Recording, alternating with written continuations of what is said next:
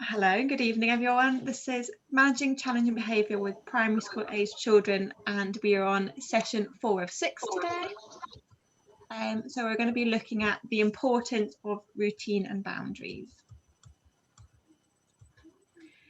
So we're going to be covering the working together agreement, have a quick check-in with how things have been over the past week, the basics of rules and routines, why are boundaries important, how to agree family rules, using instructions to build cooperation, and then our usual feedback of how things have been as well. So as usual, our working together agreement, if there's technical difficulties, we'll restart the session using the same link, and if the link details change, I'll email that out to you. Thank you for arriving on time. That's really helpful, helps us to get through all the material.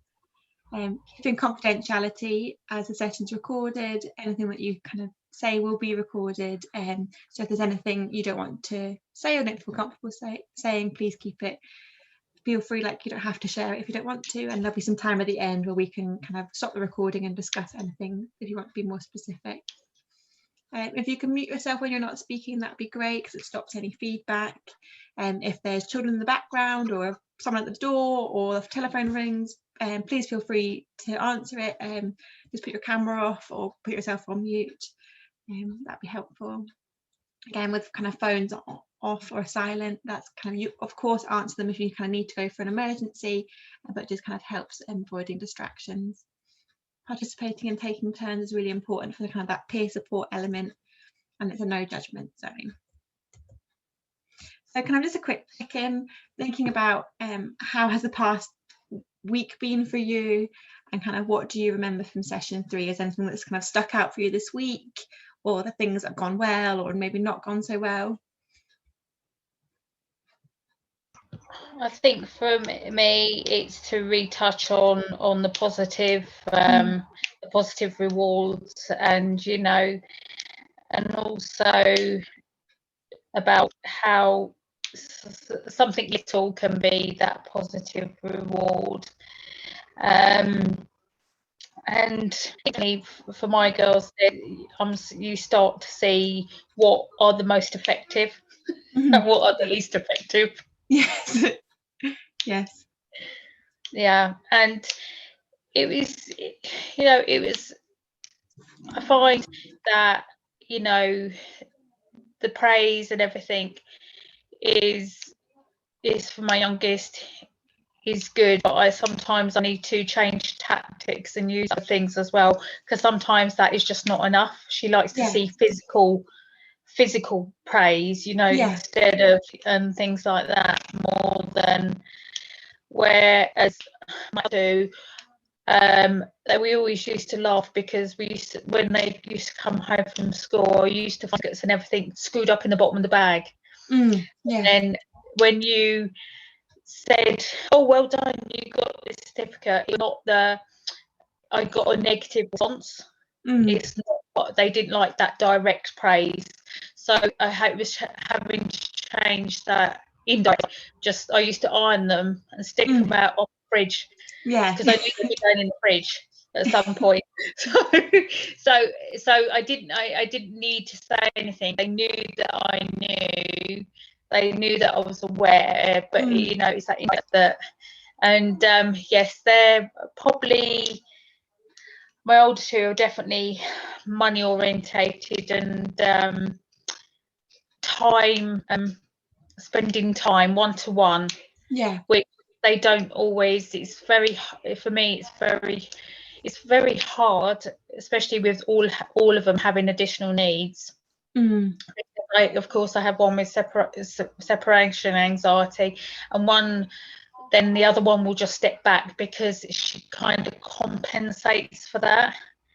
And then the youngest, who's a complete whirlwind, and can't deal with you giving anybody else attention, that type thing. So yeah. Thanks for sharing that, Linda. I think that's really helpful as well, remembering different children need different things and respond in different ways, and one technique doesn't work for all, and learning kind of the differences between them and what works for them, and kind of giving that praise in different ways. So yes, some people it might be verbal, or it might be a high five or a hug, or like you said, ironing those certificates and putting them on the fridge so they can see that they've been acknowledged in a different way. So that's really positive. Thank you for sharing. And yeah, kind of last week we were talking about the different ways that we can kind of use praise, and noticing all those kind of little things and what people's love languages were. So that's great. That's been helpful for you. So this is kind of our helpful techniques pyramid. We've kind of gone through positive attention, empathy, special time, praise and encouragement, and rewards. And today we're going to be looking at clear boundaries. And just a reminder as well, the ones at the bottom of the tower we want to use the most frequently, and the ones near the top we want to kind of use less often, or kind of as a last resort. So the basics of rules and routines. You might already have rules and routines in your house already. Sometimes we have unspoken rules, so we might not have a list of rules on the fridge or anything like that, but there might be rules in general that your kind of family stick to. And that's kind of what we'll be going into. So it might be kind of explicit rules that you'll say, or kind of things that just kind of generally happen in the house. And the same with routine. Each child might have a specific routine. There might be a specific family routine day to day. There might be a different routine for weekday to weekend, or maybe the routine is there is no routine at the weekend or in the evenings. Kind of every family is different. So what works for one person might not work for the next, and that's okay. So rules and routines have cognitive, emotional and practical benefits. If children know what's expected of them and when it's expected, that kind of helps them to feel safe and secure. It can help them with emotional regulation, kind of knowing what to expect, and if changes are happening, if that's built into the routine, that can really help them emotionally. And it also has practical benefits as parents. There's a lot to fit in the day. If you have a routine, you kind of know things are going to get done, or at least we plan to get them done. And they have that practical benefit of having an order and knowing when things are expected to happen. That safety and security helps relax and calm children. Kind of often we have the kind of that 4 o'clock meltdown when kind of kids getting home from school. They've had lots of rules and routines kind of brought on them at school, kind of where to sit, what to wear, kind of what pencil to use, what book to get out, and then kind of they get home and they're tired of all that rules and routines, and they kind of let go at home. But that letting go at home is actually showing you that they feel safe and secure to be themselves at home. But kind of having a routine and rules is helpful for them to have that expectation. It doesn't have to be as rigid as, say, school, but it can be really helpful for some children, as it sets their expectations and the predictability. So they know if one thing happens, what's going to happen next. Kind of help increase independence, knowing how a morning routine, kind of what order you get dressed in the morning, kind of they know kind of what to expect when they're trying to do those things themselves. So having some time to think, so what is your own experience of rules and routines? And this could be kind of from your childhood, it could be what your experience is at the moment, whether your children seem to like them or don't stick to them. Some children kind of have demand avoidance. As soon as they hear a rule or the suggestion of a routine, it can kick off. And kind of thinking from that, what helps and hinders in your experience of rules and routine? I think we have rules, and we do have we call it the red line, because my youngest is quite physical. So if she hits out, kicks out thing, and then that's, of course, that has a consequence for doing it. Routine wise, she has a routine in the morning, getting dressed, and if that's changed, that can, just the slightest thing can upset that type thing. And we have our rules and our routines, going to bed at night and everything. When she's it's now turned telly off, and for that quiet time and that. But I think I'm a bit of a routine-y type person, really. I like to do things in a certain way, and I've noticed it more since lockdown and things like that. I find that I'm more routine based, you know, because I'm working from home most of the time, doing everything virtually. But I've noticed today that it did make me laugh, because I got up, actually, went and put the kettle on, done the dishwasher, fed the rabbit, and then went and put my work laptop on. And so even though I'm not even going on it at that time, I still put it on, so it's like it's all fired up, ready to go, type thing. And I do that Monday. I do that Monday to Friday, and I think, oh my gosh, that is such a routine or a ritual based behaviour. Yeah, absolutely. Thank you for sharing, Linda.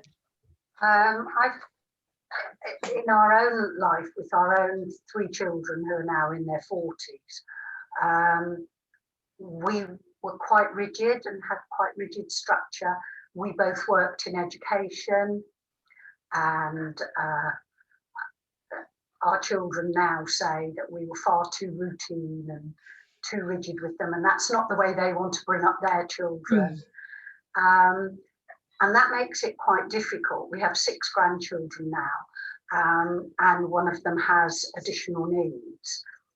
And unfortunately, that is the family where it's a split family, and the children spend half their time in their mother's house, our daughter, and half the time in their father's house with him, his new partner, and her children. And we find this total lack of routine and chaotic living. We find that very difficult. And it's so interesting, because following your course, Caroline, everything that you say, I think, oh, that's a brilliant idea, and I'd like to try that, and that's a brilliant idea.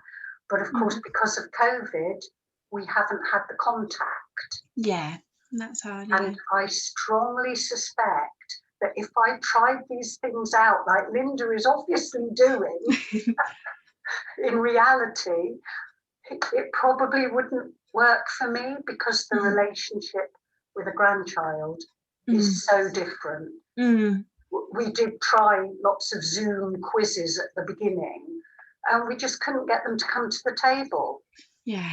So their mother would be working from home upstairs, and they would just wander away to get a snack, or play with the rabbit or the puppy, or so. Yes, we find the difference between being a parent involved daily and being a grandparent, just trying to put in a bit extra, very different experiences. And our belief in routine and structure isn't appreciated, and I totally understand why. Yeah, no, I get that, Philippa, and thank you for sharing. I think that's why we do the course for parents working with children with challenging behaviour, instead of myself as a practitioner working with children directly. The research actually shows that for primary school age children, it's best to work with the parents, because they're in their child's life the longest. I could see a child for kind of fortnightly or weekly sessions, but it's not going to have as big an impact as a parent who's in that child's life for an extended period of time. And also you can apply it to other children. It doesn't have to be that one children that's showing kind of specific difficulties, but you can also apply it to kind of different areas. When I've learned a lot of my own stuff being a wellbeing practitioner, I apply it to areas of my life with other adults, with my own kind of interpersonal relationships with people that I interact with. These kind of skills are universal. But yeah, kind of parents, you got that direct contact. And it's especially tricky when you have that split family where maybe the rules and routines are different in different households, and you're following a different routine Monday to Friday to the weekend, because you've got a different bedroom, you've got a different house that you go to, a different car that you get picked up in, and that can cause some conflicts. Yeah, and I think that's true, because because I think that sometimes with when like at school you have your set routines, you have your rules and everything, and I think for my youngest, she's at school, she wants to fit in, she wants to do her best, she doesn't want to get in trouble, she wants to follow those rules, and she follows them to the T, you know, and the routines and everything. So I think that when, of course, then when we transition back into the family home, that's when we have you know, we have a few meltdowns. You know, it's that transition of going in, like, these rules, these are this routine, and then going into a totally different set of rules and routines. Sometimes it can be, I think sometimes that what makes her so unbalanced. It's, you know, right, I've got to adjust this now. So like if she goes from like, say, well, you know, like say if we go out and we're one-to-one, she's absolutely fine transitioning back into that rules into the house of when there's other people, there's her sisters and everything, she completely struggles with at all. So I think it's definitely, you know, and you know, her going to play at a friend's house, they have different rules, they have different routines and something, or even slightly, if my husband takes out, he might have a slightly different role, or you know, different routine to what he does, because you know our routines can be out and everything. So that is enough to unsettle her at times. So yeah, absolutely. And it can be even small things, like you go to some people's houses and it's a shoes off policy, and you might be in a household that is a shoes off policy and you naturally take your shoes off, but some other houses don't, and that can seem like quite a small thing, but it also can be, if different parents you come into bringing up a child with your own experience of your own upbringing, your own experience of maybe what your rules were when you were younger and whether you like them or not.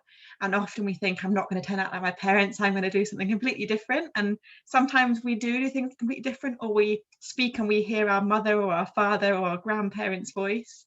But we do kind of come into it with such differences, and it can even be to the different way you go around a supermarket. Some people might go up and down every aisle, and some people might go in, okay, I need eggs, bread and cake, and go straight and get those things. And if a child is with you, kind of those two different ways of thinking can be very challenging, because it's a complete change of what a normal routine is for them. So yeah, it can be very, very unsettling, but kind of thinking about what helps and hinders. So for some children, kind of having really clear boundaries set out, being like, oh, I know this is the rule that you have at dad's, but it's not the rule that we have here, or this is the difference, or okay, someone else is going to take you to school today, or you're going to someone else's house, it's going to be a bit different. Or now we've had special time, we're going to go and play with your sisters again, and we're going to do that in 5 minutes, so maybe kind of counting down and the warning, because kind of that's what happens within kind of lessons. You kind of get ready for home time, and then you kind of have that transitioning travel time home. But yeah, it can be very difficult, absolutely. We've kind of talked a bit about this already, but can you think of kind of what behaviours are and aren't acceptable in your home? And this is for us to think about. Often we have rules, which could be like no swearing. So as soon as a word, kind of a swear word or an inappropriate word is used, you get told off. But you might have more kind of unspoken rules, that rules you haven't like outrightly said, but that they're unspoken. So it could be things that you don't have kind of screens at the table, or you eat your meals together as a family. And it might not be kind of that you say, all right, we eat every meal as a family. It might be like, right, it's dinner time now, and everyone puts their phone down and come to the table, and it's just kind of that habit. But actually that's an unspoken rule that mealtime is family time. So you think of kind of in your home if there's behaviours that are and aren't acceptable, and whether they're kind of spoken rules or kind of unspoken rules or expectations. I think our rule is that it doesn't always go is the physical rules. sometimes we do get a few choice words come out, but sometimes it's to the point of where she can go no further higher than she already is, because and after she says they just come out, I can't control it, you know. And generally when you look at her, she it's a spontaneous and it's an impulse behavior, but you know, and it's to the point where, you know, you say, you know, that, you know, I have said that, you know what, I do love you, but I don't like your behaviour, you know, thing. So it can be a bit up and down, and and our rule at dinner table is they've all got sensory processing difficulties, so we have to, the rule is the TV has to go on, or that I've got one who wears ear defenders, and we have to have that background noise, because if not, it carnage at meal times. And I think one thing that you raised there, Linda, that was really good, is when you said about your daughter, you really distinguish there that you love her, but you don't love the behaviour that she's showing or the words that you're saying. I think that distinction is really important, because when we can be told off, it's not a nice feeling to be told off, but for sometimes they can feel very guilty or very upset, which then can come out in anger because they don't know how to have that. So actually saying, oh, I don't like the words that you're using, it doesn't mean that mummy or daddy doesn't like me, they don't like that word that I said. And I think that's a really, really crucial thing to highlight. So and like you said, kind of doing things that work for your family. So if having that background noise on, or having ear defenders, or having whatever works for them at the dinner table. Absolutely. Exactly. Thank you for sharing. Philip, have you got anything that you would like to add of what behaviours are and aren't acceptable in your home? Just that some things are so obvious and they would happen in both families. Well, the children's two families plus our home. Things like, you know, no hitting siblings. That's easy almost, because that isn't acceptable anywhere.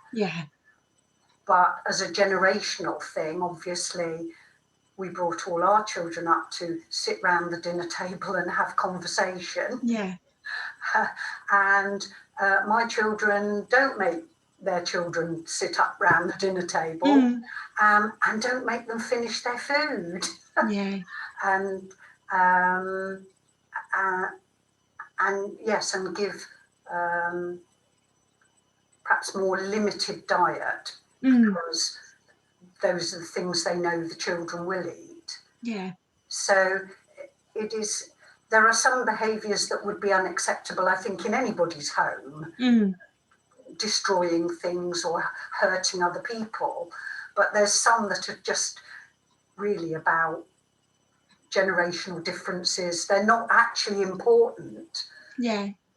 They're just what you're comfortable with, and you have to change what you're comfortable with to really what's important to the child's primary carer.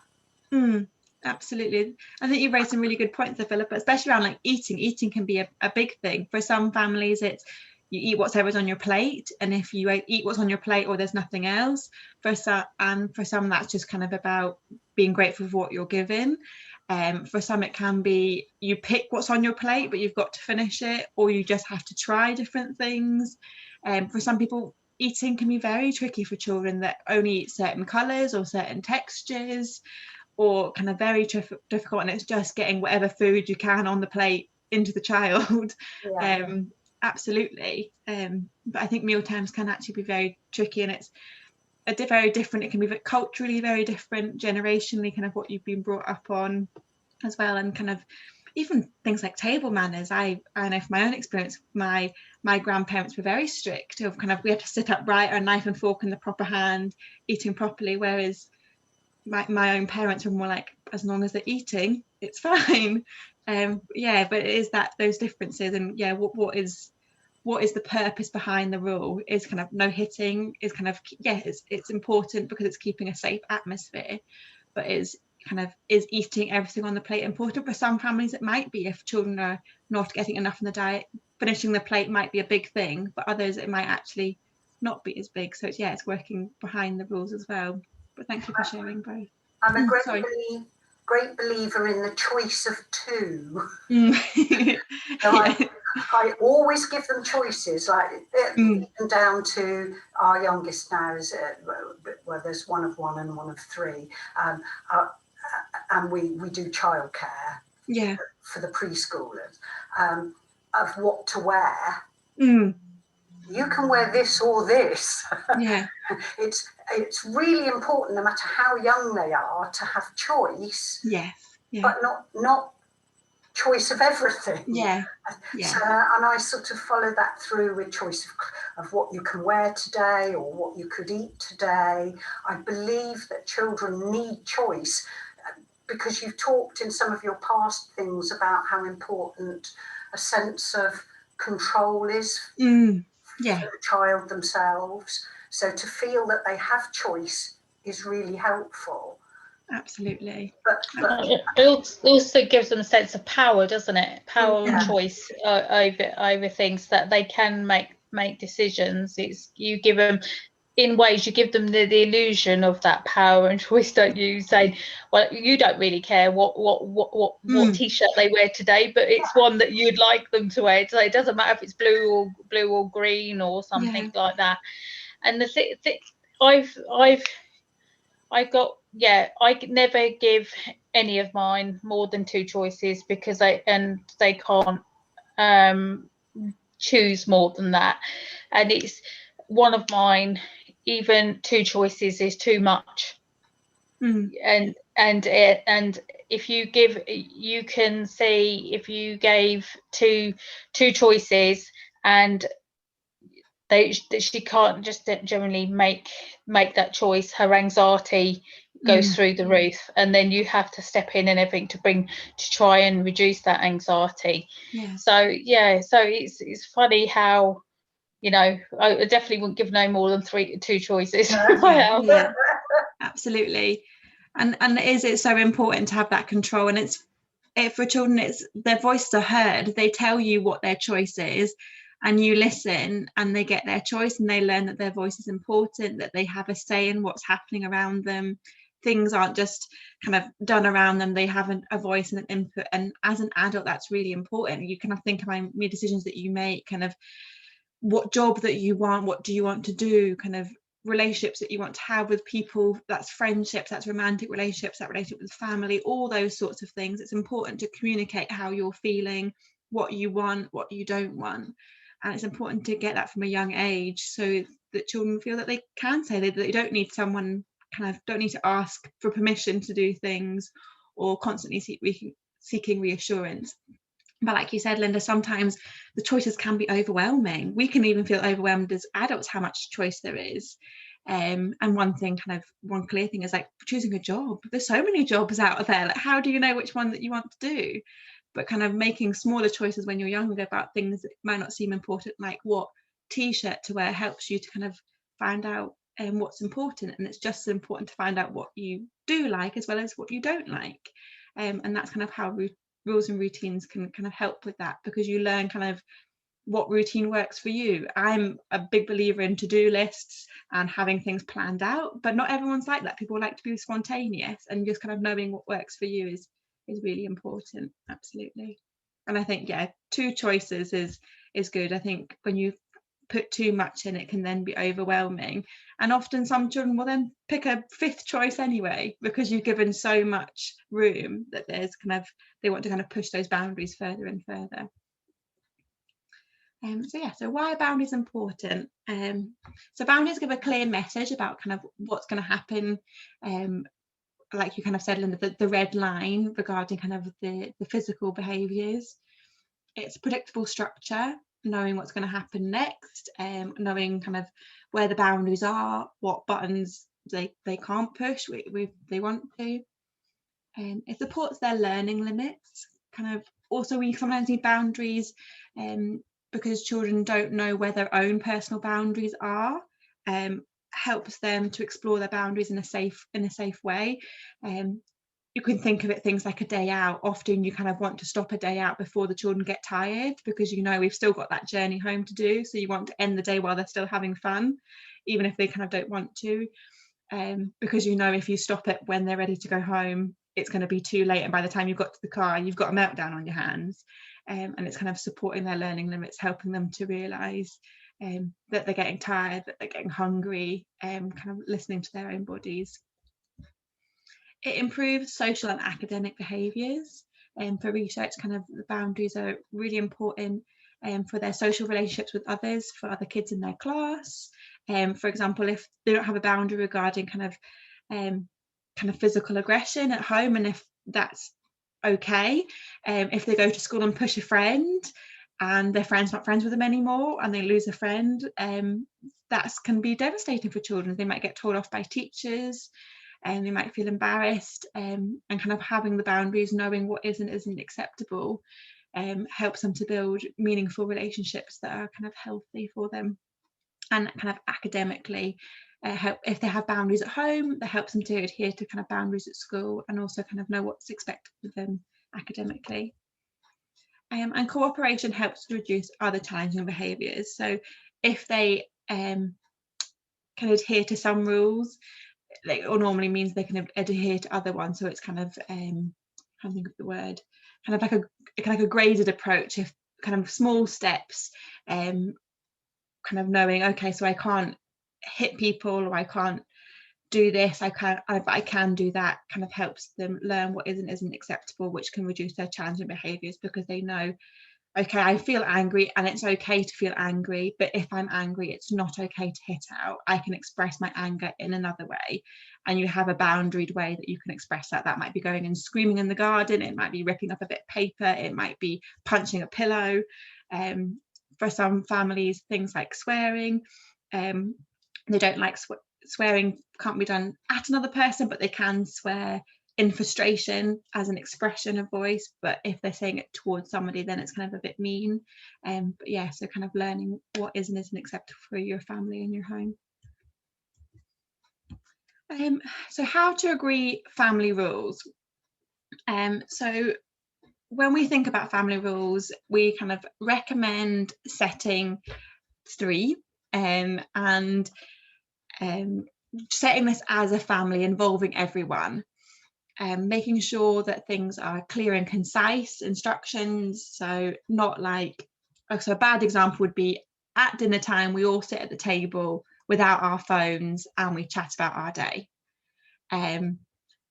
That's going to be too long, that's not short and snappy, that's going to be hard to remember. Whereas kind of some of these ones on the side of the slide, kind of use kind words, do your best, always be honest, forgive and forget, be happy, stay positive, count your blessings, laugh at yourself, love one another. They're short, they're positive, and they're kind of quite easy to understand. It's really helpful to use positive language, so we don't want a list of rules saying don't run, don't swear, don't hit. We want to kind of, yes, use kind words, show love to each other, all those kind of sorts of things, showing what behaviours you want to see rather than ones that we don't want to see. And when we're setting the rules, kind of confirm that understanding, because we might put do your best, and the child might see that and think, oh, I need to get 100% all the time because that's the best. But we actually need to emphasize that doing your best is just having a go, kind of just trying and to do as much as we can. That's doing your best. Doing your best isn't perfection. Explain your reasoning as well. So if we have a no hitting rule, why do we have a no hitting rule? We have a no hitting rule because we want everyone to keep safe, and we want everyone to feel safe and not get hurt. We say use kind words because when we swear at other people, it can be unkind and hurt people's feelings. We say to do your best and give things a go because that's how we learn to like new things and explore things that we like and don't like. And then also plan what to do if things go wrong. So if kind of family rules aren't kind of adhered to, planning kind of consequences, but planning that as a family that everyone knows what to expect. And it can just be if kind of people don't understand the rules, it's a warning system, and kind of sticking to it. But yeah, making sure everyone's involved and having rules that both kind of parents and children adhere to as well. I think that's really important, because you're, again, as a parent, you're modeling the behavior that you want your children to show to you. Sorry, I'm just going to move my cat out of the way. But yeah, modeling that kind of behavior, and also that it seems like an equal and fair kind of playing field, that yeah, so I've got to use my kind words and not shout, but also the adults in my household will try and use their kind words towards me, and they won't kind of shout at me, because it can feel very difficult, especially like when you think of a school setting. There is definitely that power imbalance of a kind of teacher versus kind of and a pupil, and kind of what they say go. And obviously as parents or grandparents or carers, there is that power imbalance. Kind of you're the adults in the household, you kind of make the rules, you run the household, and kind of what you say goes. But having rules that everyone adheres to kind of equals the playing field, and kind of, yeah, it confirms that understanding and reasoning that actually these rules are in place for a reason. Does that make sense? Yeah, does it make sense? Fab. Yeah, so we recommend like three to 5 rules, kind of sitting down together. For some families it can be that everyone picks one. It could be that everyone suggests a couple of rules, and then you go around and pick your favorite ones. And having these kind of in view, it can be really helpful, especially kind of transitioning back from school and kind of seeing them when they come in. They kind of know what to expect, and that they can see it's a physical change. And before we kind of start family rules, talking to our children about what do they think the rules are, because sometimes these unspoken rules that we think are really obvious might not be on their radar, or they might think there's family rules in place that you've never actually said and aren't actually rules, but it's just kind of their perception of what goes on around them. And that could be absolutely anything. And also kind of planning to what to do if things go wrong. Children can be very creative about consequences, and it doesn't always have to be kind of a punishment. It can just be, like I said, like a reminder system, or kind of, okay, so if people don't use our kind words, what can we do, and what should we do if things go wrong? What if people swear or don't use kind words? And it might be that they've got to say 3 compliments to the person that they've said a swear word to, or something kind of completely different, rather than maybe a direct punishment, or something that maybe feels a bit more negative. But yeah, planning together for everyone. Yeah, so what do you think makes instructions effective, and kind of thinking what does or doesn't your child respond to? So say you've got rules and routines and you want to kind of ask your child to do something, or you're asking them to get ready in the morning, what helps get your message across, and kind of what helps your child or doesn't help your child in those instances? Probably short instructions. One, I've got poor memory working, short-term memory working, so don't give them too many things to do in the morning, because they will only come down, or they will only do the last thing that you actually said to them. That was the last one. Forget the rest, that type of thing. And and it's picking my battles, allowing her to do her own routine in the morning of how she gets dressed, when she has her breakfast, before, when she brushes her teeth, that type of thing, because it gives her, like you say, it gives her the choice. That's how she likes to do things. That's her choice how to do it. But it's me taking a step back and saying, you know what, if what would happen if I told her she'd have to do this way and everything, and it wouldn't be worth bare thinking about, because you pick your battles, don't you? Absolutely. Yeah, no, they're good points. I think, yeah, definitely the kind of concise instructions, keeping it really short, because if we say, okay, I want you to get you dressed for school, and then brush your teeth, and then get your shoes and get your coat and wait by the front door, and they're just like, what was that? And they're still tired from the night before, or they're already thinking about their day at school, they've got other things on their mind, and then you can't remember what you've asked them. Absolutely, kind of those kind of short, snappy, clear instructions is really helpful. Philippa, what about you? Kind of when you're talking to your children, even as adults, what helps them, or your grandchildren? Less words, the better. Yes. Yeah. The bit about keeping it short is the most thing, and trying to make sure it's the 10-year-old who has the additional needs.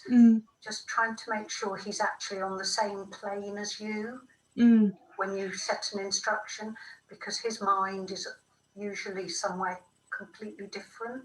Yeah. And it's no good you talking into thin air when he's still in Fortnite. Yes, absolutely. Yeah. Or all he can think about is the game he lost yesterday to his brother.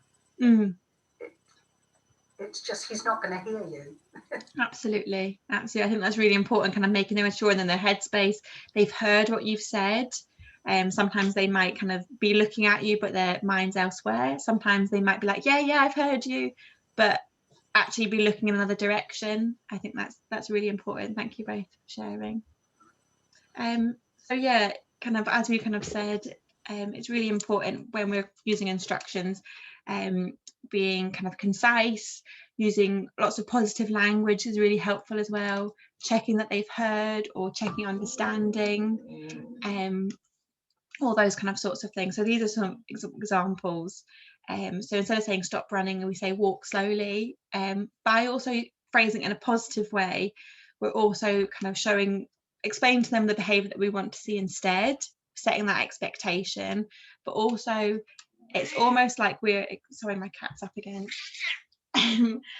We're also kind of showing, by saying walk slowly and then saying maybe thank you, we're already kind of showing them that we expect them to already do that, or we already think that they're going to do that thing that we've asked them to do, which can be really helpful. Instead of saying things like shall we tidy up, saying time to tidy up, if we say shall we tidy up, they could just say no and then you have an argument. So yeah, kind of time to tidy up, or we're going to tidy up in 5 minutes. We can give a closed choice of 1 minute or 2 minutes, those sorts of things, but it's not an option tidying up or not tidying up. It's kind of, it's going to happen. So kind of time to tidy up is quite nice and quick.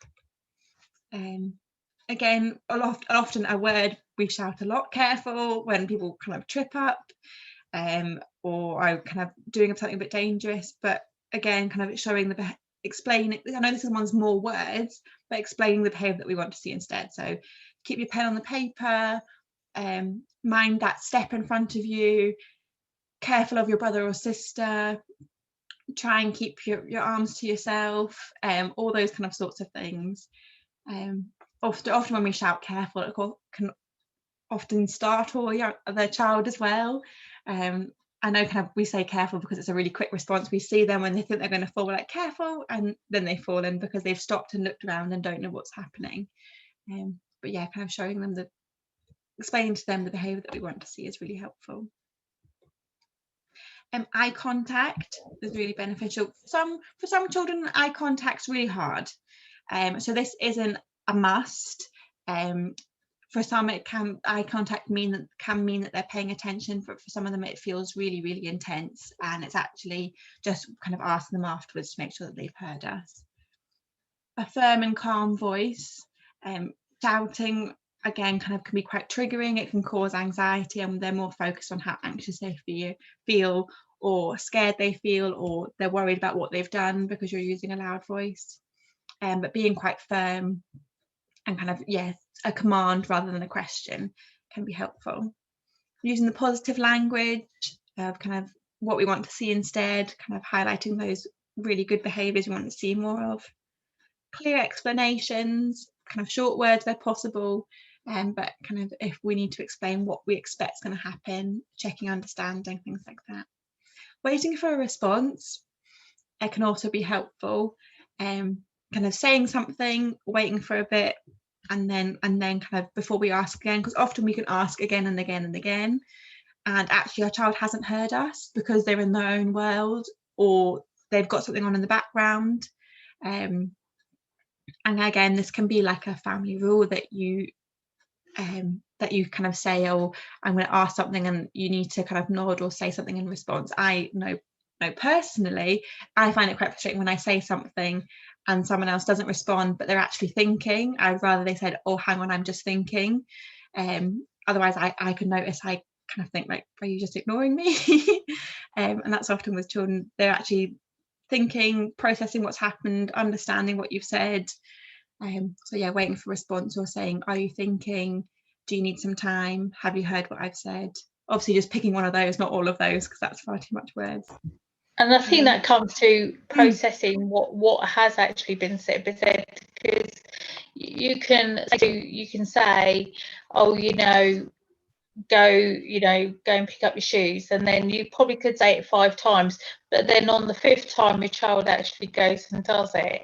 But actually, because you've prompted them 5 times, it's actually the information that you gave them on the first instruction has actually sunk in, and they've processed that information, and then that is there, then they go and respond to it.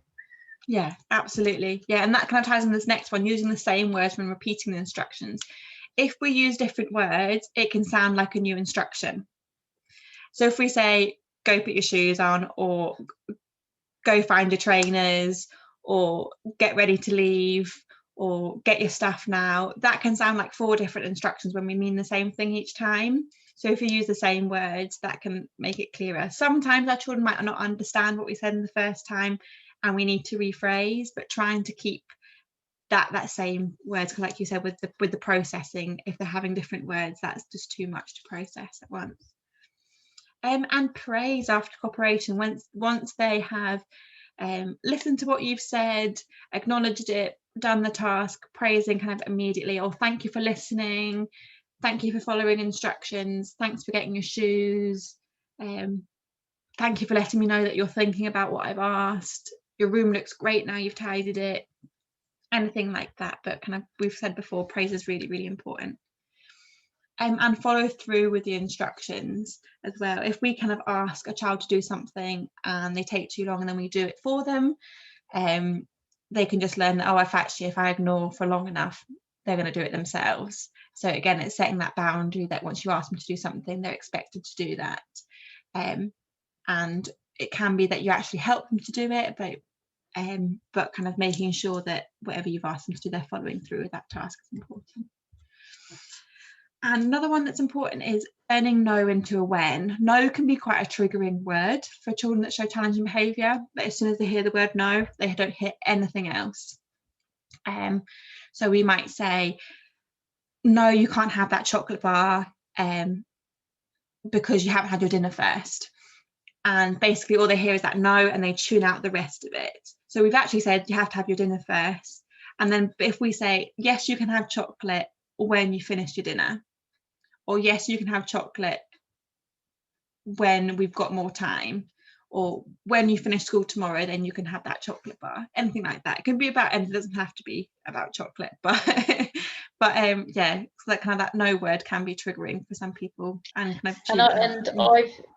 I've done that if they've using visuals as well, because of her not always remembering she wanted something in the morning, you say, right, okay, you're going to have it after your tea as your treat and things like that. What we used to do is that then you would find she'd be asking again at lunchtime, so she didn't remember what I said in the morning. So what we did was we done a chocolate visual, and then put it on the visual after tea time, because then she knew it was coming. And it was actually, because she definitely interprets visual, sees it more than words or anything like that. So you could actually see, she could see it was coming, but in a visual point, and she knew exactly when it was coming. It was coming after tea, so which was a benefit for us. Yeah, that's a really good one there. Absolutely, like you kind of said, it's hard to stick in your mind remembering what you've said first thing in the morning, so having that visual was really helpful for her. Yeah, no, that's great. Yeah. Fab. Okay, and so kind of the home practice this week is to kind of review the family rules and routines. So this might just be just having a think about what the routine and rules are in your house, maybe having a discussion about what they are. They might be working really well for you and you kind of don't think anything needs to be changed. There might be little tweaks that you kind of think from today, actually, let's try and change these family rules into more positive language, or kind of cut them down a bit, or change the routine in a different way. Just having a think about them is really important. And then kind of in our day-to-day practical life, using positive instructions to encourage, I've spelled that wrong, but encourage behaviours you want to see more of, where kind of possible. So instead of kind of saying no or stop, kind of explaining the behaviours that you want to see. Fab. Have they got any questions about anything that I've gone through, and anything I can go through again, make any clearer? No, that's fine. Thank you. Great.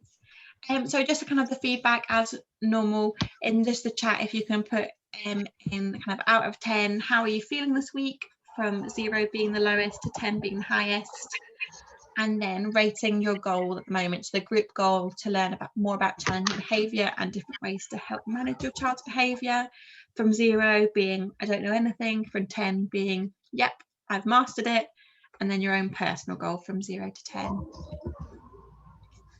And then I'm just going to stop the recording now, and then we can have a little bit of a chat if I can find where to stop it.